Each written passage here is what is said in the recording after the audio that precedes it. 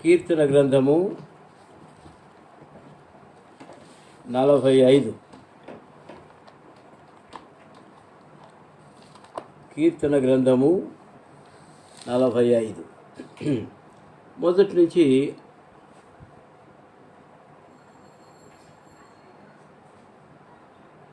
మొదటి 2 వచనాలు మాత్రమే చదువుకుందామండి. కీర్తన 45 మొదటి 2 వచనాలు.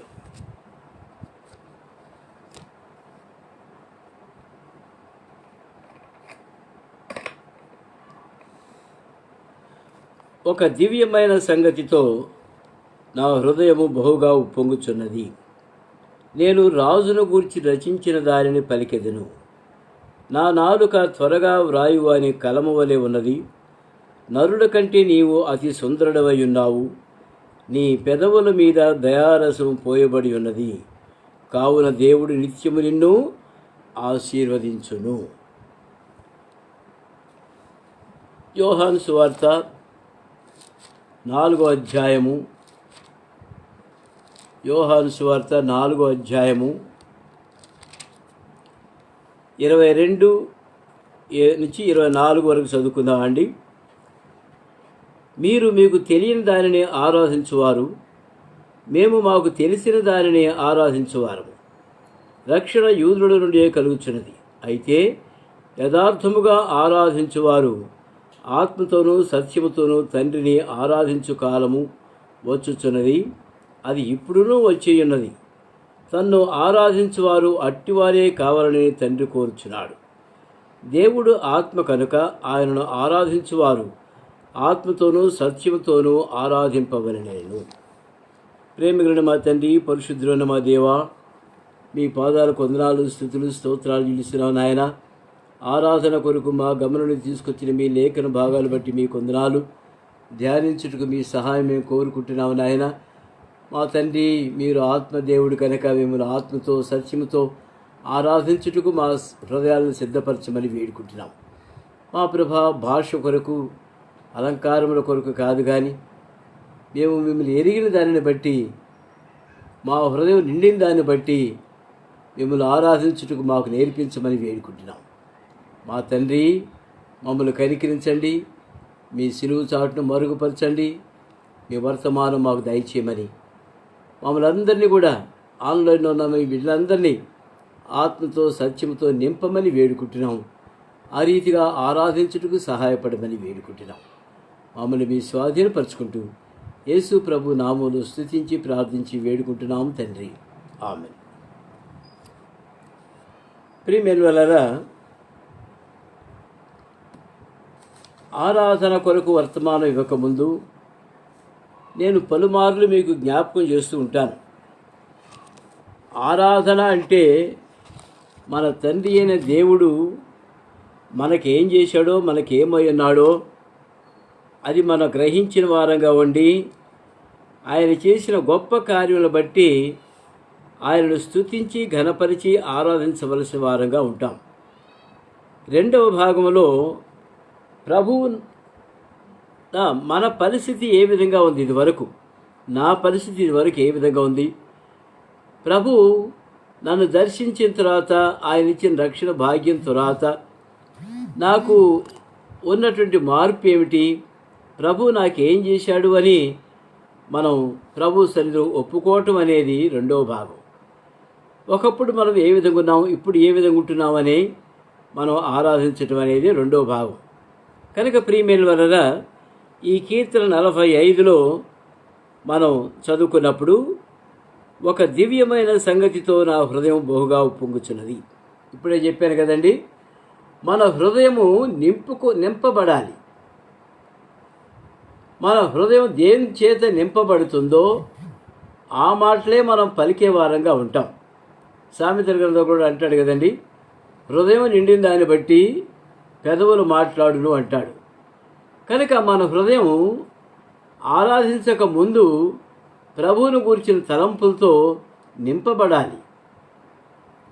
అప్పుడే మనం ప్రభువును గురించి ఆరాధించగలం. మంచి మాటలు ప్రభు కొరకై మనం ప్రకటించగలం, ఆరాధించగలం.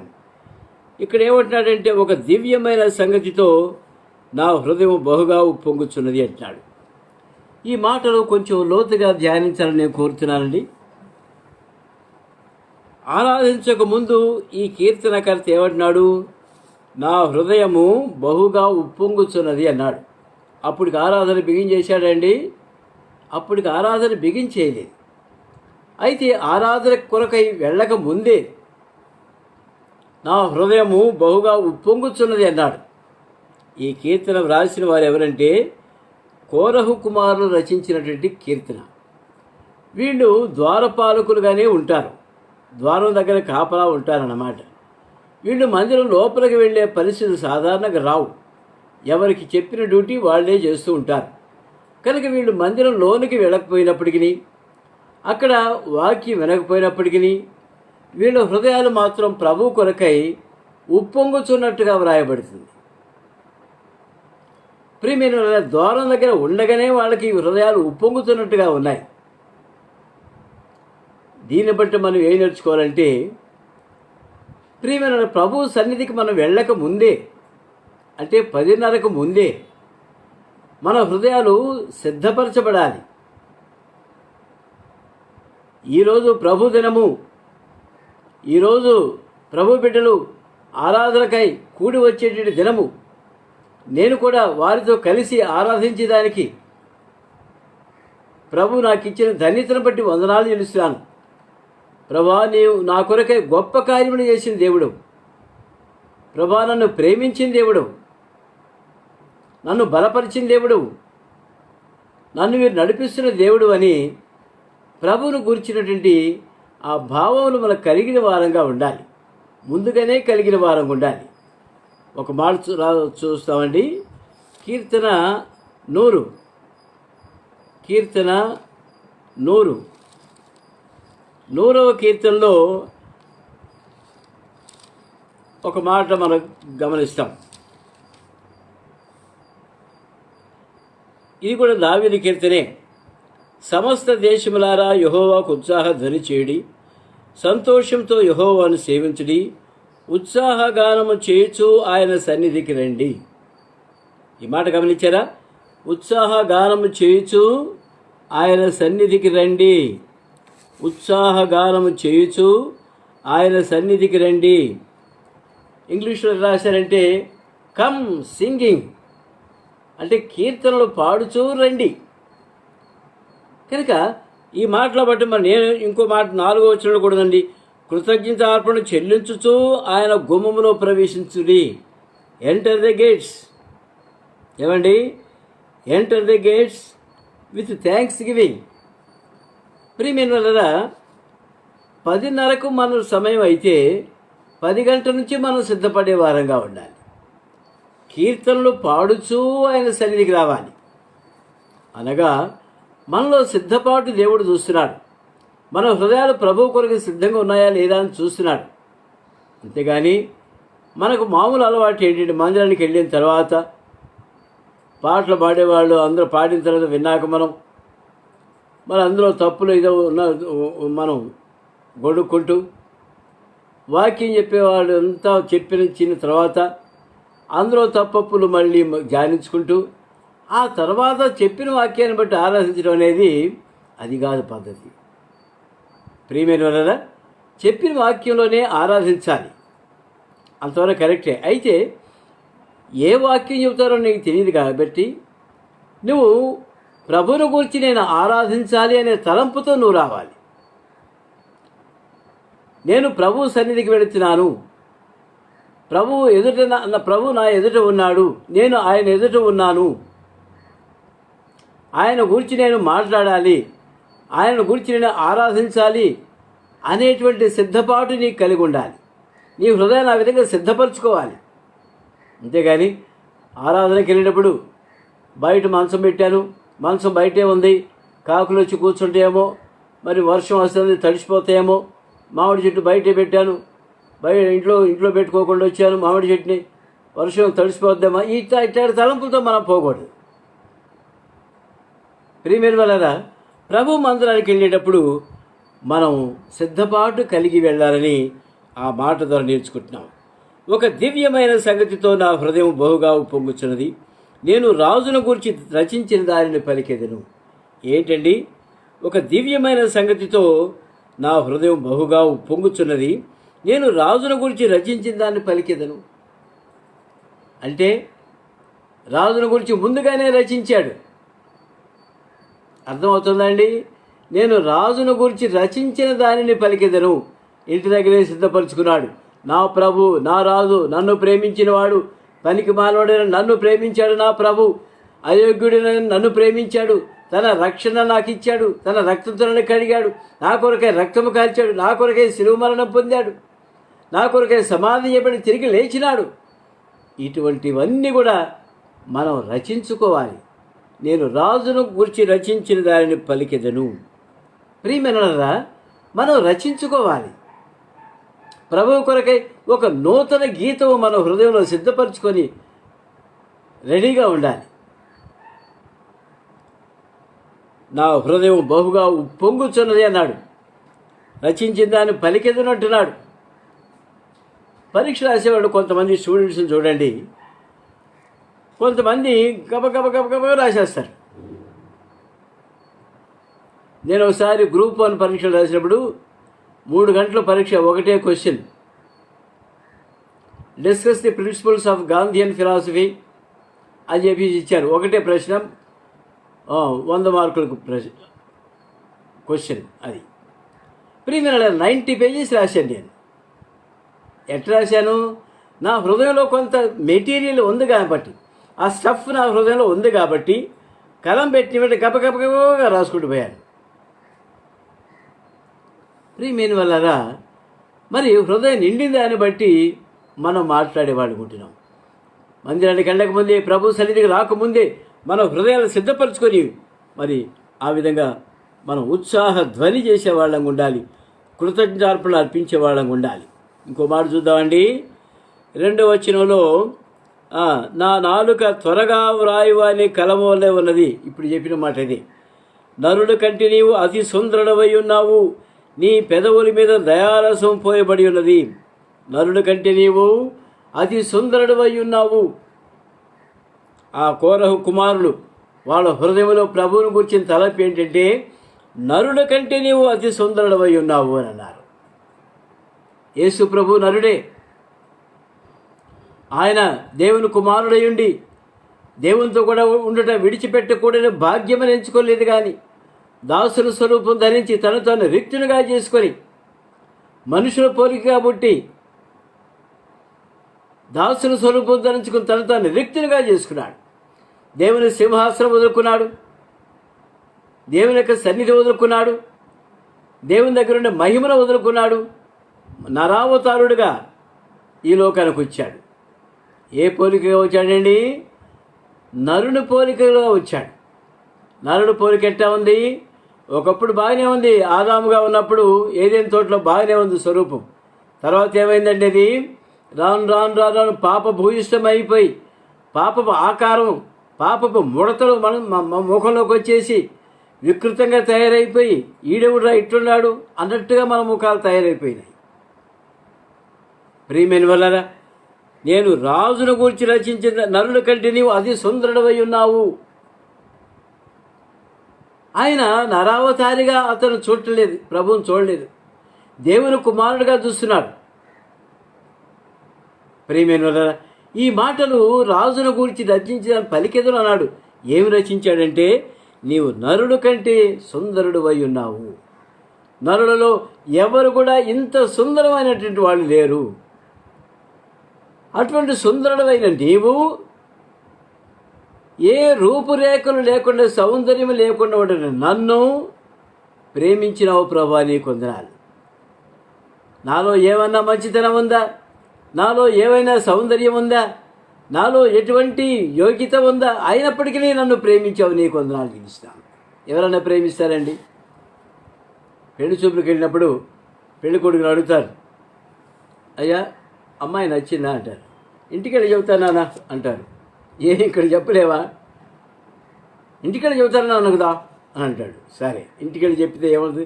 అమ్మాయి నచ్చలేదు కదా, అక్కడ చెప్పడం బాగుండదని వచ్చేసారు. ప్రియమైనరా, ఒక పెళ్లి కుమార్తె మనకు నచ్చకపోతే మనలో ఏ మంచితనం లేకపోయినా, ఏ యోగ్యత లేకపోయినా, అందం లేకపోయినా, చందం లేకపోయినా, నల్లగా ఉన్నప్పటికీ ప్రభు మనల్ని ప్రేమించాడే. ఆయన ప్రేమ ఎంత గొప్పది! ఆశ్చర్యకరమైన పరలోకపు ప్రేమ అది. నిన్ను ప్రేమించాడు ప్రభు, నన్ను ప్రేమించాడు. లోకములో తన వారిని అందరినీ ప్రేమించాడు ప్రభు. తన బిడ్డలుగా, తన సొత్తైన ప్రజలుగా, రాజులైన యాజక సమూహంగా చేశాడు. ఈ తలంపులతో రాజుల గురించి రచించిన దాన్ని పలికెదను అంటున్నాడు. సరే, కౌరవ కుమారులు పలికినటువంటి మాటలు అవి. షూలమితి ఏం పలికిందో ఒక మాట జ్ఞాపకం చేసుకుందామండి. షూలమితి సొలొమోను రాజు గురించి ఏం పలికిందో ఆ మాటలు కూడా జ్ఞాపకం చేసుకుందాం ఈ సందర్భంలో. పరమగీతము 5వ అధ్యాయము 9వ వచనం. పరమగీతము 5వ అధ్యాయం 9వ వచనం. స్త్రీలలో అధిక సుందరి వగుదానా, వేరు ప్రియుని కన్నా నీ ప్రియుని విశేషమేమి? నీవు మా చేత ప్రమాణం చేయించుకున్నట్టుకు వేరు ప్రియుని కన్నా నీ ప్రియుని విశేషమేమి అని అడిగితే ఆమె అంటుంది, నా ప్రియుడు ధవళవర్ణుడు, రత్నవర్ణుడు, 10,000 మంది పురుషులు అతను గుర్తింపవచ్చును. చాలదా అండి? ఇంకా చాలా ఉన్నాయి మనం ధ్యానించాలంటే. నా ప్రియుడు ధవళవర్ణుడు, ఆయన రత్నవర్ణుడు, 10,000 మంది పురుషుల్లో నేను అతను గుర్తిస్తాను అంటుంది. ప్రియమైన వల్ల ఆమె ప్రియుని గురించి పలికిన మొట్టమొదటి మాట ఏంటంటే ధవళవర్ణుడు అని పలికింది. అనగా ఆయన పరిశుద్ధుడు, ఆయన దేహం పరిశుద్ధము, ఆయన హృదయం పరిశుద్ధము, ఆయన మనసు పరిశుద్ధము, ఆయన శిరస్సు పరిశుద్ధము, ఆయన చేతులు పరిశుద్ధము, ఆయన పెదవులు పరిశుద్ధము, ఆయన నాలుక పరిశుద్ధము. నా ప్రియుడు ధవళవర్ణుడు, ఇంకా రత్నవర్ణుడు కూడా. ఆయన పరిశుద్ధుడైండు నన్ను కూడా పరిశుద్ధురాలుగా తీర్చాడు. అది షూలమితి తలంపులు. ఆయన రత్నవర్ణుడు, ఎర్రగా ఉన్నాడు. మన పాపములన్నీ ఆయన పైన మోసుకున్నప్పుడు, ఆయన రక్తసిక్తమైన మోముతో కనపడ్డప్పుడు ఆయన రత్నవర్ణుడిగా కనపడ్డాడు. ఒంటి నిండు గాయాలే, 5 గాయముల ద్వారా తన శరీరం అంతా రక్తసిక్తమైపోయింది. ముఖము రక్తసిక్తమైపోయింది, వీపు రక్తసిక్తమైపోయింది, చెంపలు రక్తసిక్తమైపోయినాయి, కాళ్ళు చేతులు రక్తసిక్తమైపోయినాయి. కనుక ఆయన రత్నవరుడును. ప్రియమైన వాళ్ళ ఒక ఆయన ఒక పాట రాశాడండి. ఒక వచ్చిన పాడుకుందాము. ధవళవర్ణుడు నా ప్రియుడు, రత్నవర్ణుడును, ధవళవర్ణుడు నా ప్రియుడు, రత్నవర్ణుడును, 10,000 మందిలో అతి కాంక్షణీయుడు, 10,000 మందిలో అతి కాంక్షణీయుడు, నా ప్రియుడు నావాడు, అతని దానాను నేను, నా ప్రభు నావాడు. ఇంకో వచ్చిన కూడా బాగుకుందాం.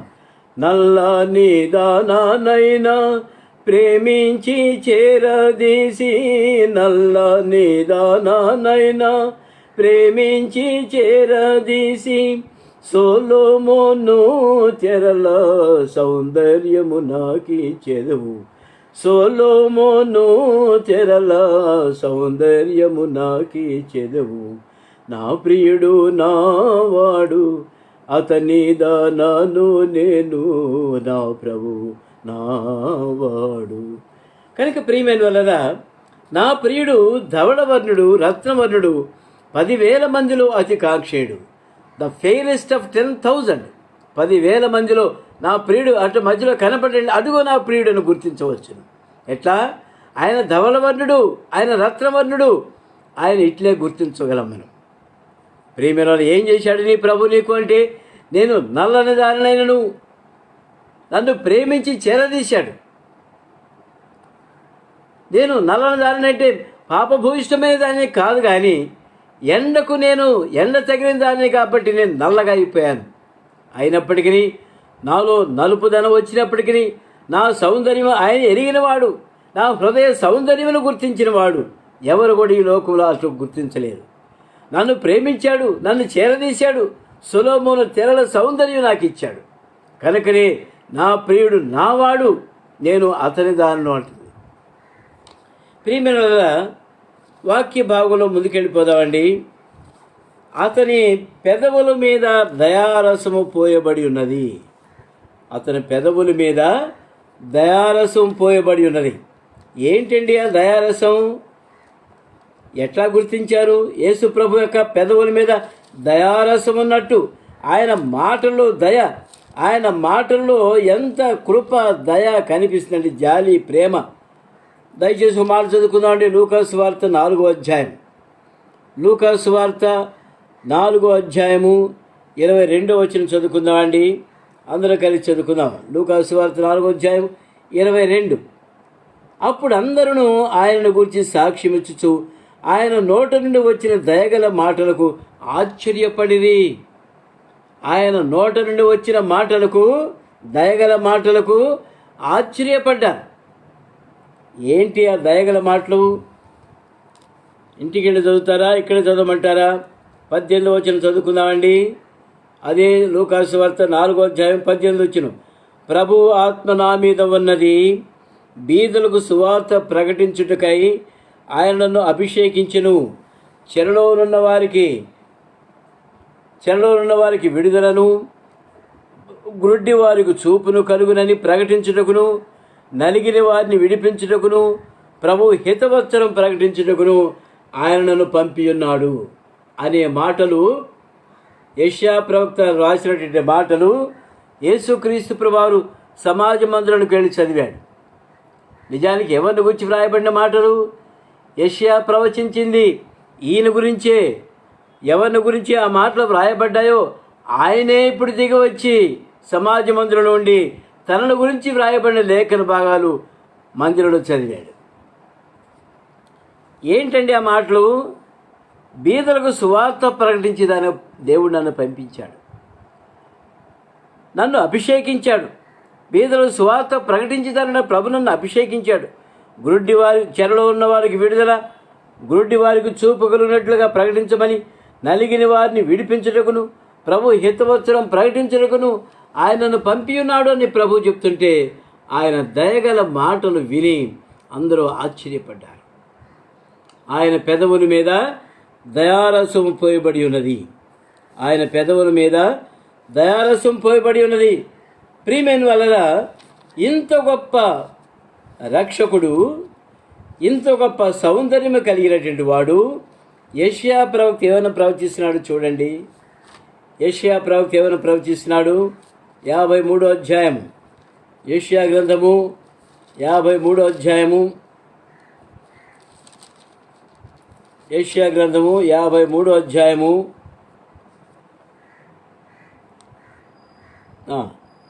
2వ వచనమండి. అతని యందు స్వరూపము లేదు, అతడు తృణీకరింపబడిన వాయును, మనుషుల వలన విసర్జింపబడిన వాడును, వ్యసనాక్రాంతుడుగాను, వ్యాధిని అనుభవించుగాను, మనుషులు చూడనల్లు వాడుగాను ఉండెను. ప్రియమైన వారారా, యేసుక్రీస్తు ప్రభువారు అతడు ధవళవర్ణుడు, రక్తవర్ణుడు. 10,000 మందిలో ఆయన గుర్తించవచ్చును. అయితే ఇప్పుడు ప్రవక్త మళ్ళీ ఏం ప్రవచిస్తున్నాడండి? ఆయనలో స్వరూపము కానీ సొగసు కానీ లేకుండా చేశాడు దేవుడు. ఆయన తృణీకరింపబడ్డవాడు అయిపోయాడు. మనుషులందరూ ఆయన్ని విసర్జించినట్లుగా అయిపోయింది. వ్యసనాక్రాంతుడిగా, వ్యాధిని అనిపించిన వాడుగాను ఆయన ముఖం మారిపోయింది. మనుషులు చూడనొల్లనేవాడు. ఎవరండి మనుషులు చూడనొల్లవాడు అంటే ఏంటి? ఏ మనిషి అని ఇంకో మనిషిని చూస్తాడు. ఎంత అడుక్కునేవాడు పక్కన కూర్చున్నా ఎవరైనా ముఖం చూస్తారు. అయితే మన ప్రభువుని గురించి రాయబడింది ఏంటంటే మనుషులు చూడనొల్లని వాడుగా ఆయన అయిపోయాడు. ఎందు నిమిత్తము? మనందరి పాపములు ప్రభు ఆయన మీద మోపాడు. లోకములోని మానవుల పాపములన్నీ కూడా ఆయన పైన మోపాడు. ఆయన వ్యాధిని అనిపించిన వాడుగా ఉన్నాడు. పాపము లేని ఆయనను పాపముగా చేశాడు దేవుడు. ప్రియమైన వలన మన ప్రభు మన కొరకై తన స్వరూపాన్ని పోగొట్టుకున్నాడు, తన సొగసులంతా పోగొట్టుకున్నాడు, వ్యసనాక్రాంతుడిగా ఉన్నాడు, వ్యాధులు అనిపించిన వాడుకున్నాడు, మనుషులు చూడనున్న వాడుగా ఉన్నాడు. ఏంటబ్బా ఇట్టున్నాడు ఈయన అన్నట్టుగా ప్రభువును చూచిన వాళ్ళు అంటున్నారు. ప్రియమైన వల్లరా, ఎందుకని ఆ విధంగా చేయబడ్డాడు? ఆయన మన రోగములు భరించినవాడు, మన వ్యసనం వహించినవాడు, మోత్తబడినవాడు, దేవుని వలన బాధించబడినవాడు, శ్రమందినవాడు, మన కొరకై శ్రమందినవాడుగా ఆయన చూస్తాం.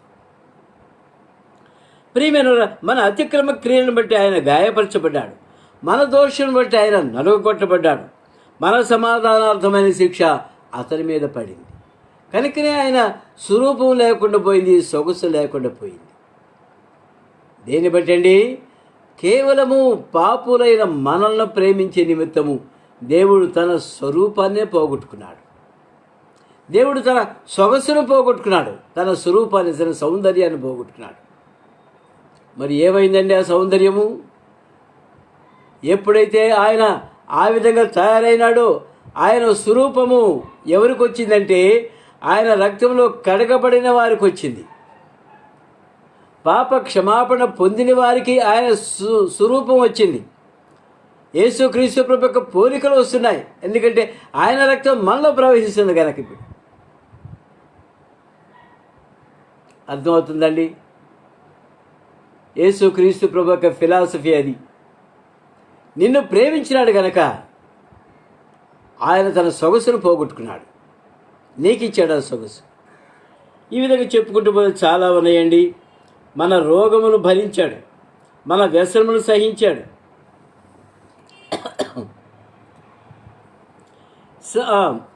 మళ్ళీ ఒకసారి చదువుకుందామండి. కీర్తన గ్రంథము 45, కీర్తన 45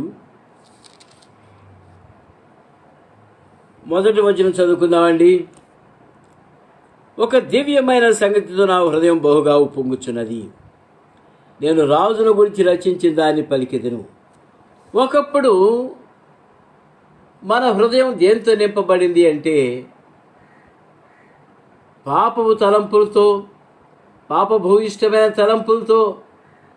ఎట్లా సంపాదిద్దామా, ఎక్కడ అక్రమం చేద్దామా, ఏ విధంగా అక్రమంగా సంపాదిద్దామా, దోచుకుందామా, ఏ విధంగా వాటిని ఎగ్గొడదామా, ఏ విధంగా ఇతరులకు నష్టం చేద్దామా అన్న తలంపులతో మన హృదయం నిండిపోయింది ఒకప్పుడు. అప్పుడు మనల్ని పాట పాడమంటే ఏం పాట పాడేవాళ్ళమండి? నేను అక్రమంగా సంపాదించుకోవాలి, ఇతరులు నేను దోచుకోవాలి, వాళ్ళకి నష్టం చేయాలి అనే పాట పాడేవాళ్ళం, అంతే కదండి? ప్రియమైన వాళ్ళ హృదయం నిండిన దాన్ని బట్టి మన పెదవులు మాట్లాడిగా ఉన్నాయి. ఇంకో మాట చూసుకుందామండి.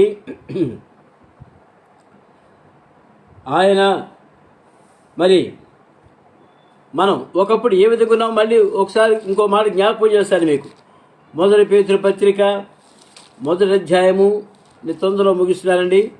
మొదటి పేతురు పత్రిక 1వ అధ్యాయము 2వ వచనం. మొదటి పేతురు పత్రిక 2వ అధ్యాయము 9వ వచనం చదువుకుందామండి. అయితే మీరు చీకటిలో నుండి ఆశ్చర్యకరమైన తన వెలుగులోనికి మిమ్మల్ని పిలిచిన వారిని గుణాతిశయములు ప్రచురం చేయ నిమిత్తము ఏర్పరచబడిన వంశమును, రాజులని యాజక సమూహమును, పరిశుద్ధ జనమును, దేవుని సొత్తైన ప్రజలుగా ప్రభు మనల్ని చేశాడు. గమనిస్తున్నారండి?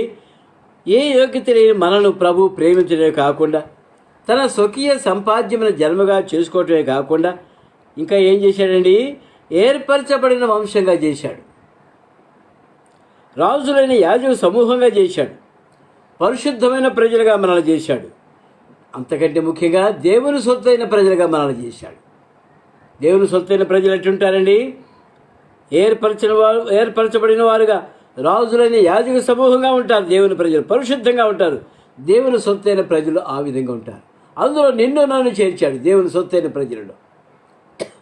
నిజంగా మనకు యోగ్యత ఉందా?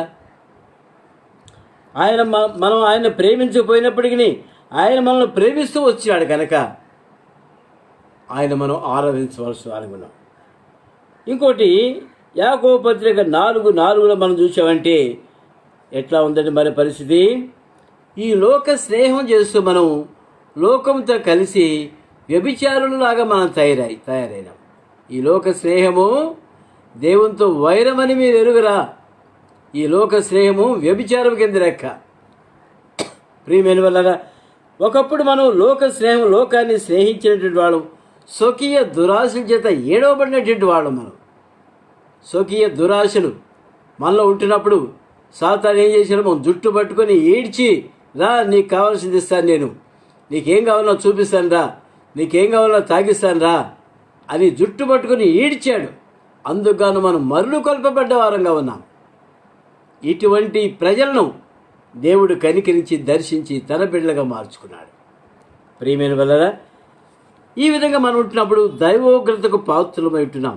ఎఫెసీ 2:4 మనం దైవోగ్రతకు పాత్రలమై ఉంటున్నాము. ఏ మంచితనం లేకుండా దేవుని యొక్క ఉగ్రతకు పాత్రలమై ఉంటుండగా ఆయన మనల్ని ఏం చేశాడండి? 13వ వచనం, ఎఫెసీ 2:13, అయినను దూరస్తులని మీరు ఇప్పుడు క్రీస్తు రక్తం వల్ల సమీపస్తులు అయినారు. క్రీస్తు రక్తం వల్ల మనం ఏమైనామండి? క్రీస్తు ప్రభువుకు సమీపస్తులు అయినాం. అనగా క్రీస్తు యొక్క పరివ్యూలోకి వచ్చాం. దాన్ని ఏమంటారు? అంతరిక్షంలో దాన్ని ఏమంటారు? ఆ గ్రహానికి కక్షలో ప్రవేశించాం. క్రీస్తు ప్రభు యొక్క కక్షలోకి మనం ప్రవేశించాం. కనుక క్రీస్తు ప్రభు యొక్క సౌందర్యము, ఆ కిరణాలు, ఆ వెలుగు మనలో ప్రసరించేసేదిగా ఉంది. నిన్న దినాలు మనం చూసాం. అహరోను ప్రధాన యాజకునికి వస్త్రాల్లో ఉన్నటువంటి ఆ ప్రశస్తమైన రాళ్ళు అవి ఏ విధంగా ప్రకాశిస్తున్నాయో మనం కూడా ఆ విధంగా ప్రకాశించాలని కోరుతూ ప్రభు మనల్ని ప్రేమించాడు. మద్యపు గోడను పడగొట్టాడు. వారికి మనకున్న ద్వేషాన్ని కొట్టివేసినాడు. దేవునికి సమీపస్తులుగా చేసి, దేవుని ఇంటివారుగా చేసి, పరిశుద్ధులతో ఏకపట్నసులు దేవుని ఇంటివారుగా మనల్ని చేసినాడు. ఏమండి? కాబట్టి మీరు ఇక మీద పరజనులను పరదేశులై ఉండక పరిశుద్ధులతో ఏకపట్టణసులను దేవుని ఇంటివారును ఉన్నారు. క్రీస్తు చేసే ముఖ్యమైన మూలరాయి అయి ఉంటుండగా అపోస్తులను ప్రవక్తలు వేసిన పునాది మీద మీరు కట్టబడుచున్నారు. ఇదంతా దేవునికి ఒక పరిశుద్ధ స్థలముగా మనం నిర్మించబడుతున్నాము. అంటే అందులో నేను ఒక రాయిలాగా, ఆ గోడలో ఒక రాయిలాగా మన ప్రభు వాడుకుంటున్నాడంటే అది ఆయన కృప, ఆయన ప్రేమ, ఆయన దయ, ఆయన వాత్సల్యము. కనుక అందును బట్టి మన ప్రభువుని మనం ఆరాధించవలసిన వారు ఉంటున్నాము. ఆరాధనలో ప్రవేశిస్తామండి. ఒకప్పుడు మనము దేవునికి దూరస్తులుగా ఉన్నాము, దైవోగ్రతకు పాత్రులమై ఉంటున్నాము, నిత్య నాశనానికి గురి అయి ఉంటున్నాము. మరి పాప భూయిష్టమైన తలంతో మనం ఉన్నప్పుడు మనకున్న స్వరూపం, సౌందర్యం పోగొట్టుకున్న వారం ఉన్నాము. అయితే ప్రభు మనల్ని కనికరించి ఆయన స్వరూప సౌందర్యాలు మనకిచ్చాడు. ఆయన రక్తంతో మనల్ని కడిగాడు. ఆయన బిడ్డలుగా మనల్ని చేసుకున్నాడు. తిరిగి ఆయన స్వరూపం మనకిచ్చాడు. అంతేకాకుండా యాజక రూపకమైన రాజ్యముగా మనల్ని చేశాడు. పరిశుద్ధమైన ప్రజలుగా మనల్ని చేసినాడు. ఈ కొన్ని తలంపులు మనం కలిగి ఉండి మన ప్రభువుని మనం ఆరాధిస్తాం. ఆరాధనలో ప్రవేశిస్తామండి. ఈ దిన నేను పేర్లు చెప్పాల్సింది లేదు. ప్రేరేపించబడిన వారు